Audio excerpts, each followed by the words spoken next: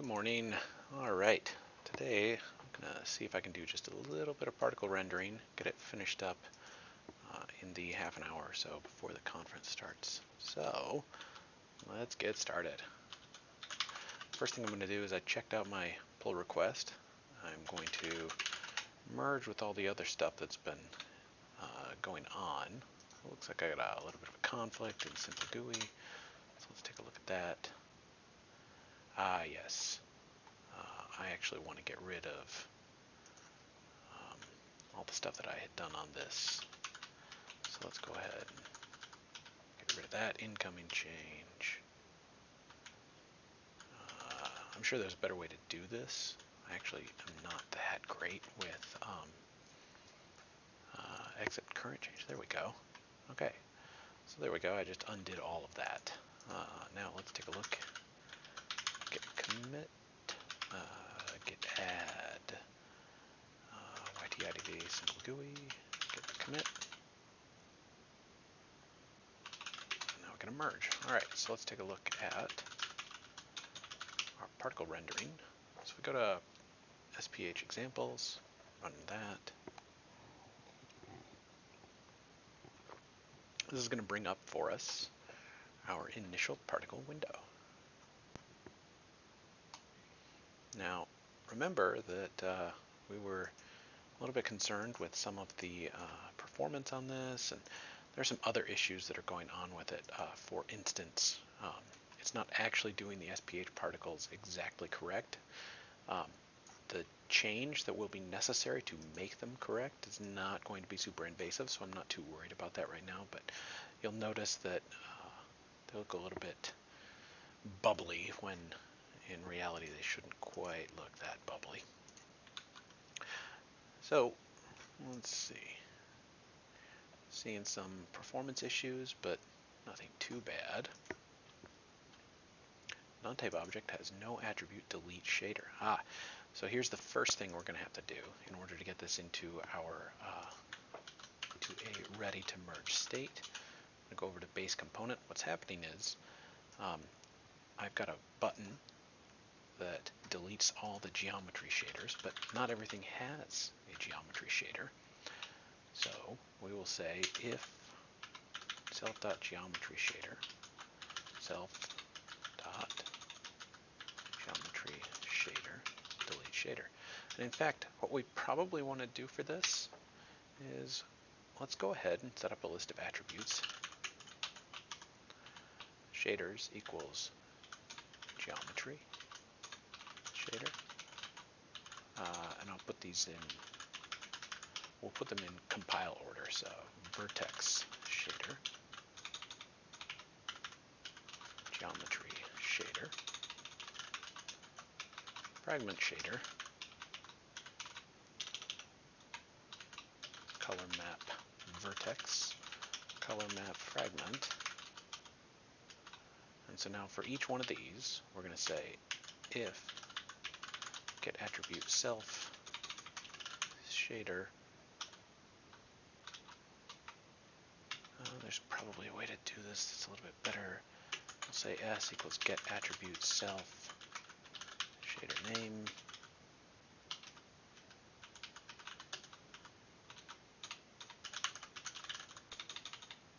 Shader name in shaders. We'll set this to none by default. If s.delete shader. So now that should work for all of them.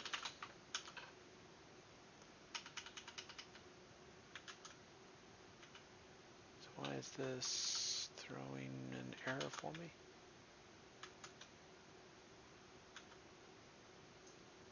Well, let's take a look. This should throw up the more descriptive error. If there is in fact one, and looks like there isn't, so.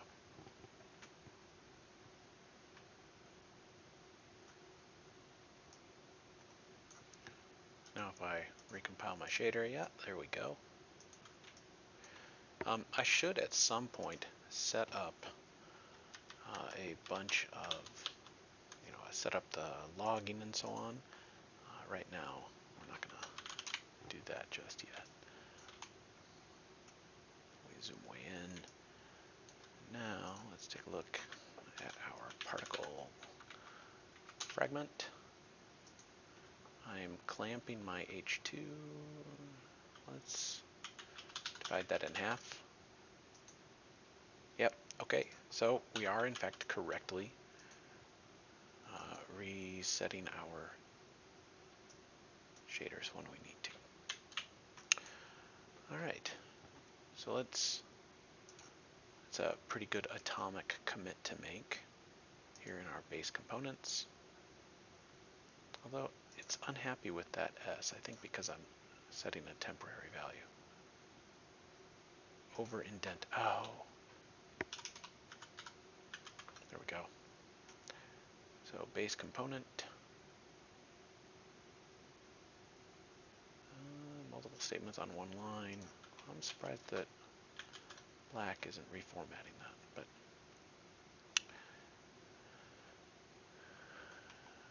okay.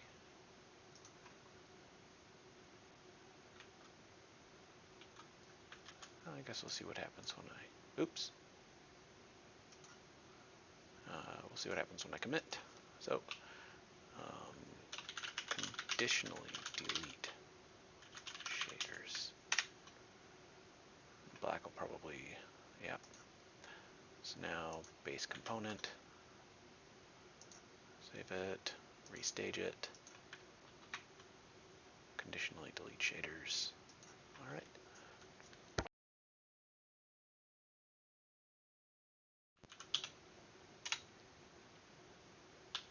Let's push it up.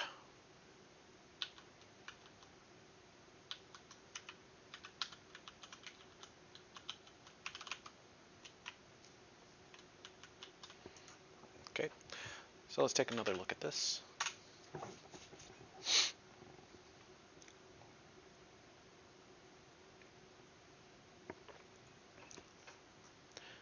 Now ideally this, I'm starting to think that maybe what we need is we need a set of programs rather than an explicit set of 1 and 2, but we can deal with that a little bit later. All right, so now what we're seeing is we are seeing our SPH, but one thing to note is that much like with the AMR volume rendering that we've looked at previously, all of these rely on, for instance, color maps and so on. But if we look over at our block collection, if we look over at blocks.py inside our scene components, inside render GUI, and let me move this so that you can see it, you'll note that here we're doing color map selection. We're doing color map selection, we're doing things like taking log and so on. And this is one area where we are running into the issue that we have these different pieces of functionality that need to be shared, but those pieces of functionality are not currently being shared. So this is something that probably needs to get moved back up into our base component. So inside our base component, we've got render GUI. It receives the renderer of the scene. It's got a button for recompiling the shader. It's got a list of shaders that it needs to recompile. And what we want to do now is, let's see if we can move into that all of our color map stuff. The color map is shared between all of the different scene components, even though not all of them actually color map it. For the most part, though, they will ignore. When they don't, however, they will ignore it. So let's go ahead and grab all of this stuff.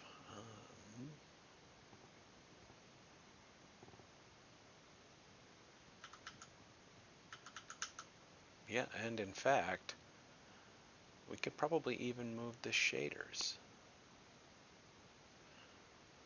That's we're probably not quite ready for yet. So let's save the color map stuff. We'll put it all here. So now blocks no longer has the color maps. This is going to move things around a little bit into a different order. The other thing that we want to do here is have our reset color bounds up there inside our base component. So now we'll have a reset color bounds. And the last thing we want, oh, we've already got take log, so that should do it. And now, if we run SPH rendering, we should see, just like we do inside our block rendering, we should see bits for selecting our color map. CMaps is not defined, right. I'm not super duper happy with this, but CMaps is a list that we define at the very top level of these. Now we'll probably want to move that around at another point. Let me save this. Oops.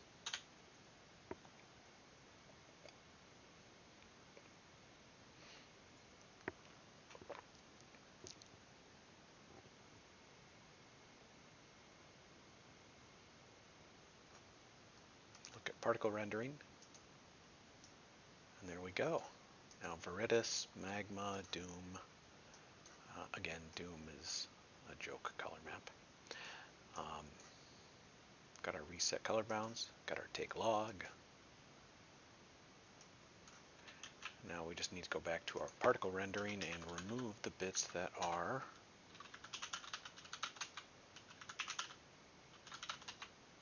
redundant.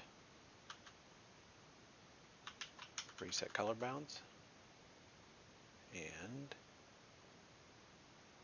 take log.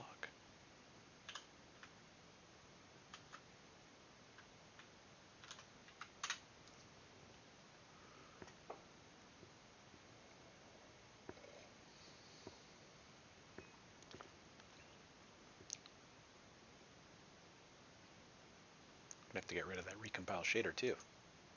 Got 2 recompile shaders.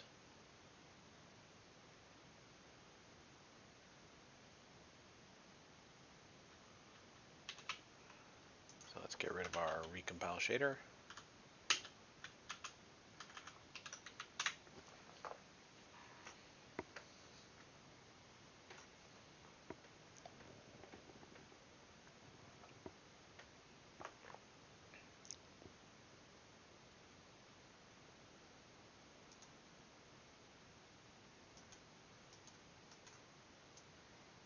Arbra color map, recompile shader, resetting of color bounds.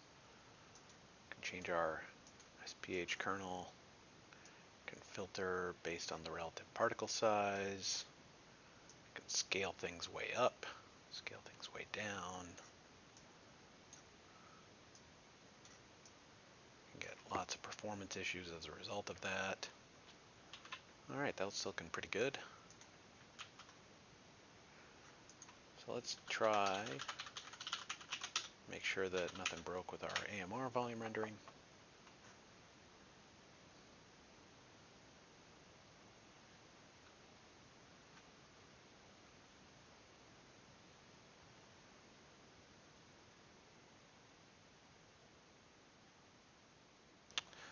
Right. I removed the event loop for it, so let's put the event loop back in.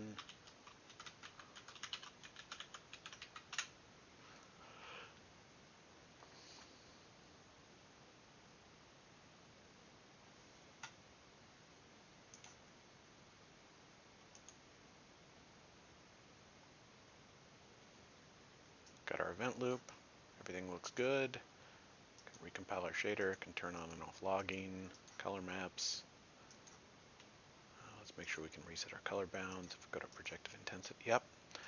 Alright, so what we've done is we have pulled out of the individual scene components things like resetting the shader, resetting the color map, and so on. And we have now moved in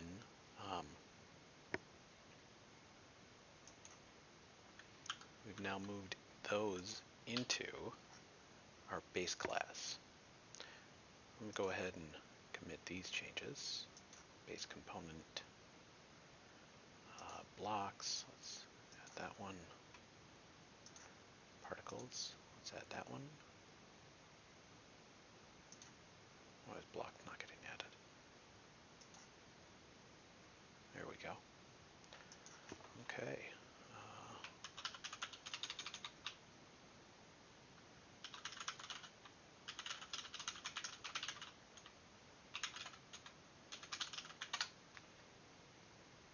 I think I'm going to get a black error. I'm actually really not sure why black isn't auto-saving for me. So let's see, blocks.py.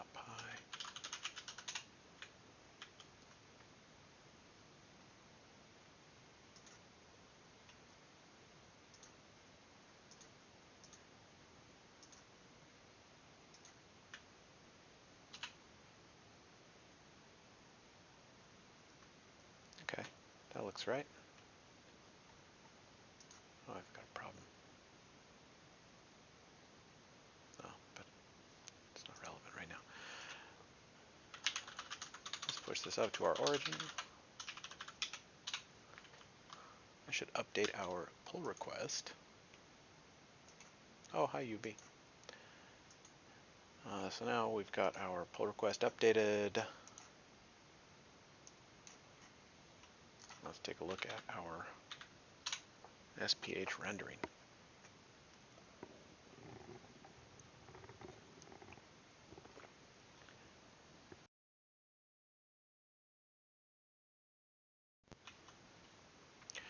So here's the thing about this. Right now it's called particle rendering. When I'm actually doing an SPH rendering. So I think what I'm going to do is split this out into both SPH and flat particles. And I'm going to get rid of this flat. Which one of these was all crazy? I'm going to get rid of the flat kernel here. Because we don't want to have, we want to be very clear about what it is that we're rendering. And again, the SPH rendering isn't exactly right yet. It is getting closer. So if we look at the fragment shader, what we're doing is we're actually sampling a one-dimensional texture in order to use pre-integrated SPH smoothing kernels. And so that is getting a lot closer. But it's not quite close enough yet. So I do want to separate this out into different things. So I'm going to rename this one.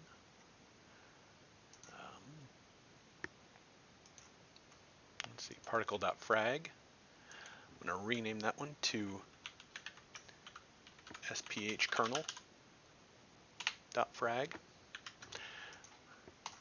And so now down here, I'm going to search for wherever particle frag is.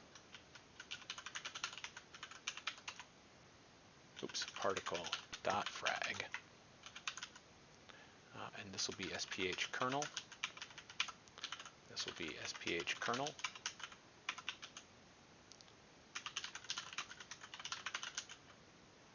Sample pre-integrated SPH kernel.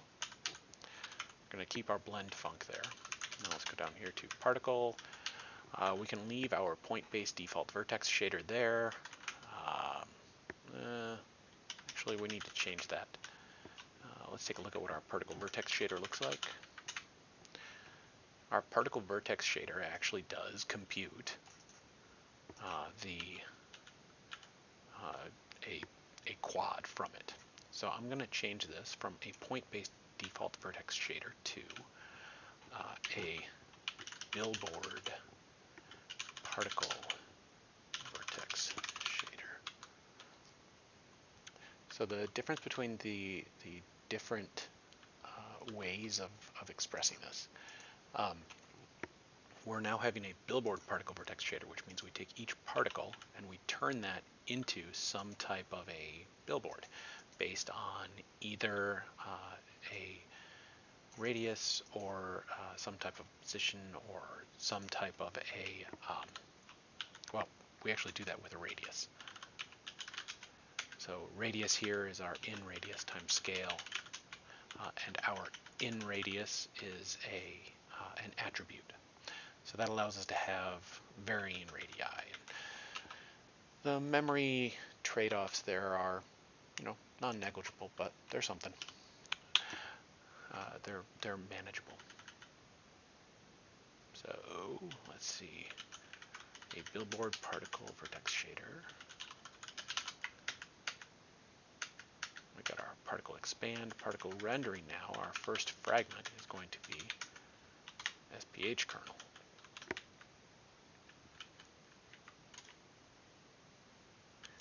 So this should give us essentially the exact same appearance.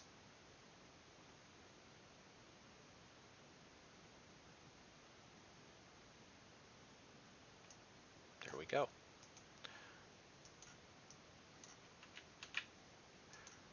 Now, we can verify that it's doing the right thing by just adding garbage there.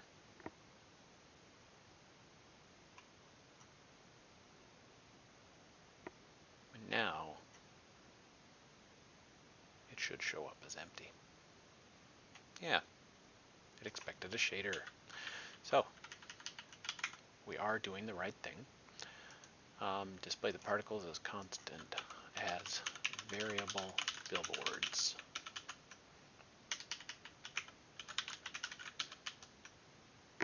And we'll call this SPH rendering.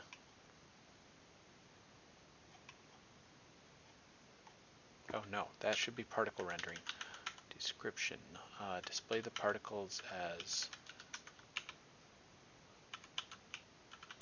integrated SPH billboards, splats. Okay. Now the next thing we want to do is we want to have a second default, a second value here, and we'll call this billboard. Description. Display the particles as circles.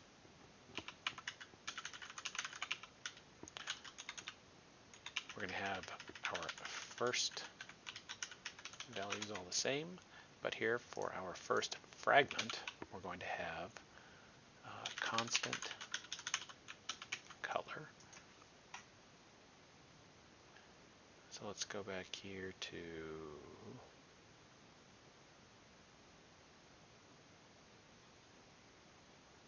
one of our fragment shaders. We've got a no-op. No, we don't want the no-op. So let's go to our SPH kernel. We'll save this as, what did I call it? Constant color.frag.glsl. Vector. All right, no, let's not do, oh shoot, I didn't want to call it constant. We'll say field value. Now go over here to constant color. Rename that one to field value.frag. And now instead of doing any of this H2, we don't need our VAC, we don't need any of that stuff. Instead, we're going to say color equals field value.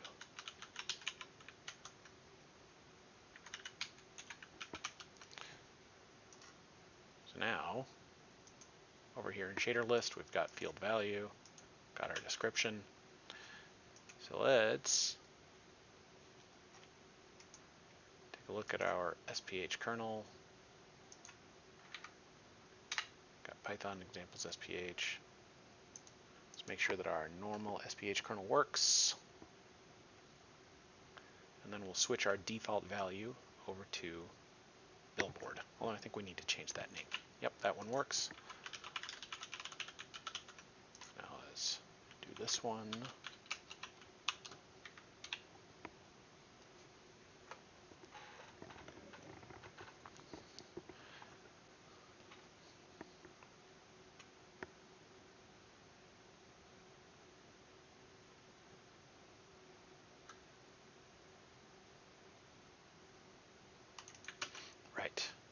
So one of the things that I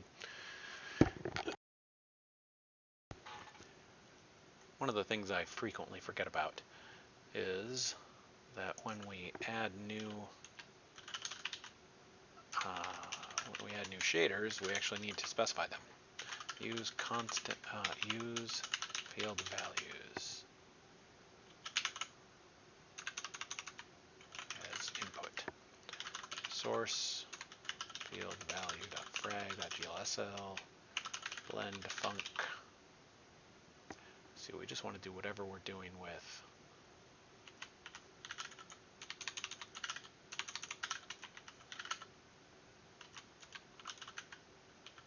and blend equation func add. So that means we're going to add up all of our values. I don't know why those are indented and this one isn't, so let's unindent that. So this should give us field value, should give us a function that adds, it'll add up everything, and then later on our color map will be applied to that. There we go. Now one of the other things that you'll notice here, these are now all boxes because they are billboards. The other thing that you'll notice is that these boxes always align with the camera. So that's kind of fun. The way we've set it up, they will always be perpendicular to our viewing angle. And that's by design. All right, so we're getting close here. You'll note there's some stuff happening.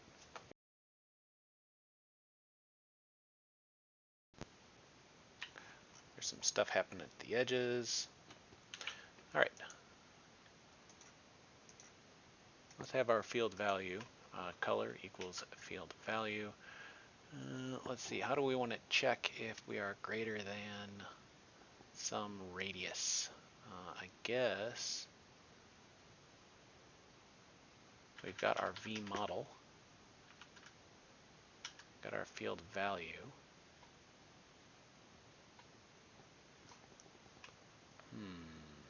How do we want to check where we are with respect to the center?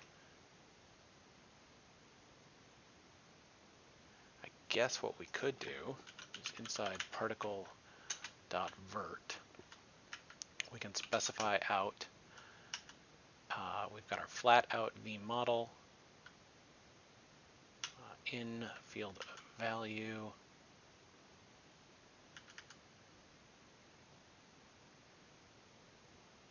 wait, how do we do it in the other one? SPH kernel fragment. Oh yeah, we've got UV. Great. So, length UV greater than 1.0. Color equals vec4 of float length UV less than 1.0.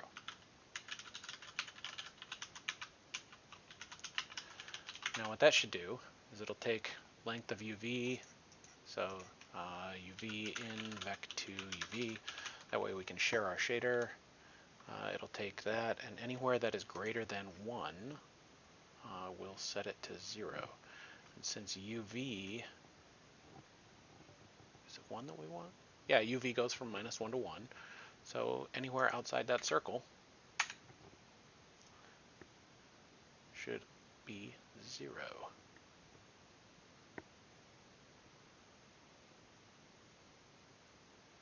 So let's see. Do we have circles?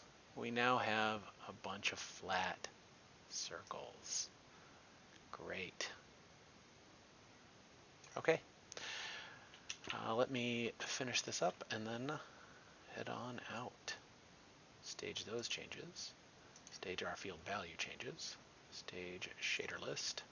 Stage SPH kernel. Oh, I need to go back to shader list. I want to switch this back to SPH kernel by default. Default value SPH kernel. Or no, default value default. So restage shader list. Stage our SPH kernel. And switch out particle or SPH by default.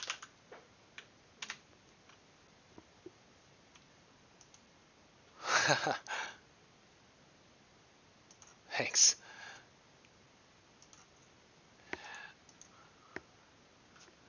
Glad you could be here.